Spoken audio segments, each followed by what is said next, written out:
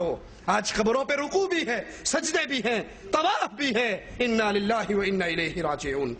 صحیح بخاری میں ہے حضرت انس رضی اللہ عنہ وارضا ایک قبر پہ نماز نہ جانے بے علمی میں پڑھ رہے تھے، حضرت عمر پاس سے گزرے، کہا بچو قبر سے، بچو قبر سے۔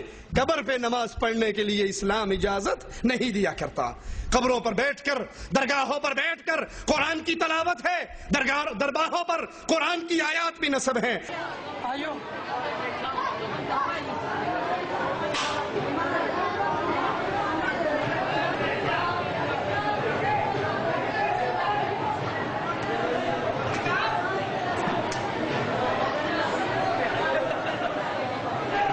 حالانکہ اللہ کے نبی صلی اللہ علیہ وسلم نے اجر و ثواب کے سارے کام اپنی امت کو بیان کر دیے، اور ان بیان کردہ کاموں پر قبروں پہ بیٹھ کے قرآن پڑھنے کا کام، نبی کی بیوی خدیجہ فوت ہوئی رضی اللہ تعالی عنہا، بیٹے فوت ہوئے، بیٹیے فوت ہوئی، چچا شہید ہوئے، صحابہ شہید ہوئے، صحابہ فوت ہوئے، صحابیات فوت ہوئی، نبی نے اپنے صحابہ کو نہیں بھیجا، نہ خود گئے، کسی قبر پہ کھڑے ہو کے رسول اللہ صلی اللہ علیہ وسلم نے یا آپ کے اصحاب نے قرآن نہیں پڑھا، قرآن خوانی نہیں کی۔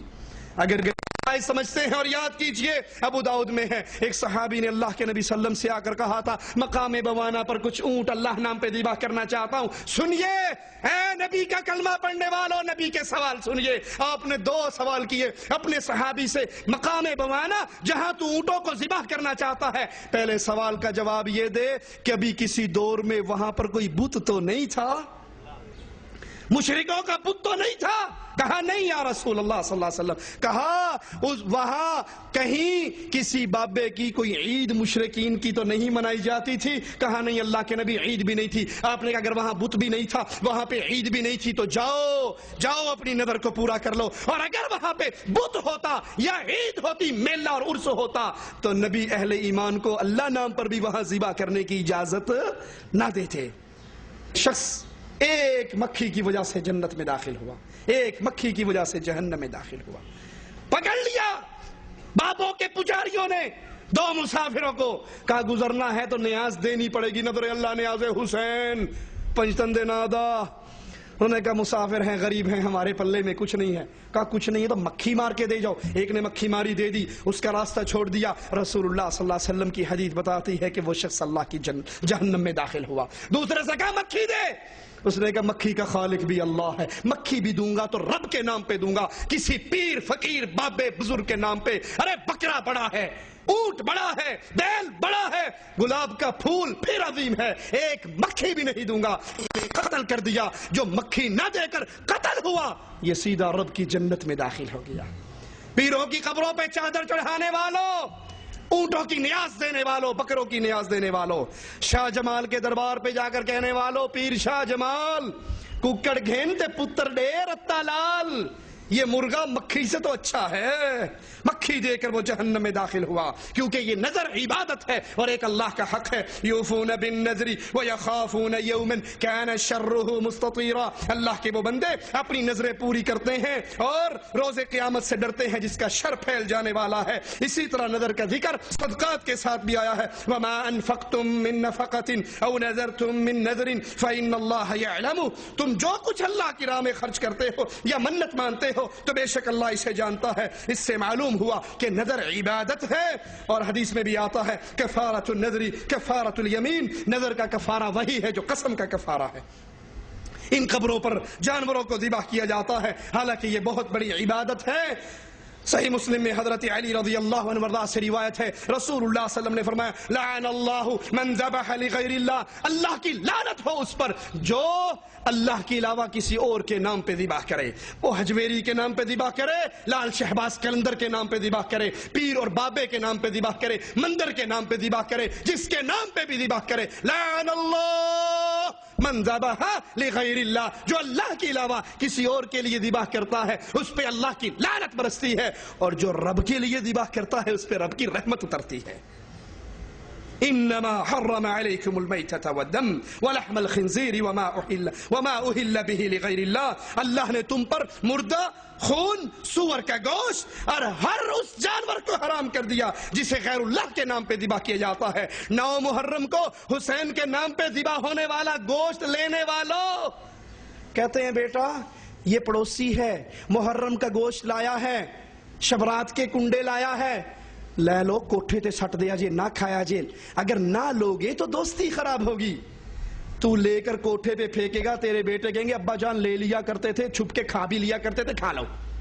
غیرت ایمان یہ ہے جو غیر اللہ کے نام کی چیز ہے، وہ 11ویں کا دودھ ہو، وہ بی بی فاطمہ کی سن کے ہو، وہ کسی حضرت کے دربار پر تقسیم ہونے والا دودھ ہو، کہو یہ غیر اللہ کے نام پر ہے، سور سے زیادہ حرام ہے، اہل توحید اس کو قبول۔ تم ڈرتے ہو ان سے دوستی خراب ہو گئی، ارے اگر مشرکوں سے محبتیں بڑھ گئی تو رب سے دوستی خراب ہو گئی تو پھر کیا کرو گے؟ دعا مانگنا اور فریادیں کرنا انہی قبروں پہ کی جاتی ہیں، مزارات پہ حاضری دینے والوں کی اکثریت کا عقیدہ ہے۔ جس کا بھی مولا علی علی ہے اس کو کسی چیز کی پرواہ نہیں ہے، سب بولتے ہیں یہاں علی علی، دم مست کلندر علی علی، زہرادہ بابا علی علی۔ یہ پنجتنی پاک کا علم پاک لگا ہوا ہے اور سیون کی نگری ہے، یہ مالک کی نگری ہے۔ اس نگری میں جو بھی علی کا حبدار ہے وہ آتا ہے جاتا ہے، دل کی امیدیں پاتا ہے اور اپنی ساری خواہش پر۔ لال شہباز قلندر کا بھی ایک حاجی کہتا ہے جس کا مولا علی ہے، جس کا پنجتن پاک ہے، اس کو کسی اور کی کوئی فکر، مولا علی مالک ہے، اللہ اللہ خیر صلی اللہ، ہمارا علی ہے، جو کچھ کرے گا ہمیں منظور ہے۔ وہ ان کو حاجت روا سمجھتے ہیں، نفع نقصان کا مالک سمجھتے ہیں، اور قرآن کیا کہتا ہے وَمَنْ أَضَلُّ مِمَّنْ يَدْعُو مِن دُونِ اللَّهِ مَنْ لَا يَسْتَجِيبُ لَهُ إِلَى يَوْمِ الْقِيَامَةِ وَهُمْ عَنْ دُعَائِهِمْ غَافِلُونَ۔ اس سے بڑا گمراہ کون ہے جو اللہ کو چھوڑ کر ان کو پکارتا ہے جو ان کی پکار کبھی نہیں سنتے، اور قیامت کے دن وَهُمْ عَنْ دُعَائِهِمْ غَافِلُونَ، قیامت کے دن ان کی دعاؤں سے یہ غافل ہو جائیں گے، یہ انکار کر دیں گے۔ یا علی مدد کے نعرے لگانے والوں، لال شہباز قلندر کی آواز بلند کرنے والوں، شہباز کرے پرواز جانے راز دلاں دے، یہ آوازیں لگانے والوں، قرآن بتاتا ہے قیامت کے دن تمہاری اس پکار کا انکار ہو جائے گا۔ ان الذین تدعون من دون اللہ عباد امثالکم، اے لوگو جن کو تم اللہ کے علاوہ پکارتے ہو یہ تم جیسے انسان ہیں، تم جیسے بندے ہیں۔ ایک اور مقام پہ غور کیجئے، یا ایھا الناس ضرب مثل فاستمعوا له، اے لوگو ایک مالک مثال بیان کرتا ہے، غور سے سنو۔ ان الذین تدعون من دون اللہ لن يخلقوا ذبابا وَلَوِ اجْتَمَعُوا لَهُ، جن کو تم اللہ کے علاوہ پکارتے ہو، وہ بابا شہباز ہو، اجمیر کا ہو، اجمیر کا ہو، سنو یہ ایک مکھی کو بھی پیدا وَلَوِ اجْتَمَعُوا لَهُ، بغداد کے سارے پیر آ جائیں، بریلی والا بھی آ جائے، کوفے والے بھی آ جائیں، ملتان والے بھی آ جائیں، وہ جو سورج کو سوا نیزے پہ لے آیا تھا شاہ شمس ڈولہ تبریز وہ بھی آ جائے، یہ سارے اکٹھے ہو جائیں، ایک مکھی کو پیدا نہیں پیدا کر سکتے۔ وَإِن يَصْلُبْهُمُ الذُّبَابُ شَيْئًا لَا يَسْتَنْقِذُوهُ مِنْهُ، یہ تو بڑی بات ہے مکھی پیدا کرے، ان ساروں کو بلا کر ان کے سامنے حلوہ شریف رکھ دو، یہ پیر اور بابے حلوے کی طرف ہاتھ بڑھائیں، ان سے پہلے اللہ کی پیدا کر دی ایک مکھی اپنے حصے کا حلوہ شریف لے لے، یہ سارے بابے ٹیلوی لالن تے مکھی کو لکھو، یہ مکھی کے پاس سے اپنے حصے کا حلوہ نہیں چھین سکتے۔ ضعف الطالب والمطلوب، جو پکار رہا ہے یہ بھی کمزور ہے، جس کو پکارا جا رہا ہے وہ بھی کمزور ہے۔ طاقتوں والا کون؟ ایک اللہ عز و جل ہے۔ جن کو تم پکارتے ہو ان کی کیفیت قرآن سے سنیے، وَلَا يَمْلِكُونَ لِأَنفُسِهِمْ ضَرًّا وَلَا نَفْعًا وَلَا يَمْلِكُونَ مَوْتًا وَلَا حَيَاةً وَلَا نُشُورًا، یہ اپنی جان کے نفع نقصان کے مالک نہیں، یہ موت اور حیات کے مالک نہیں، اور دوبارہ زندہ کرنا بھی ان کے اختیار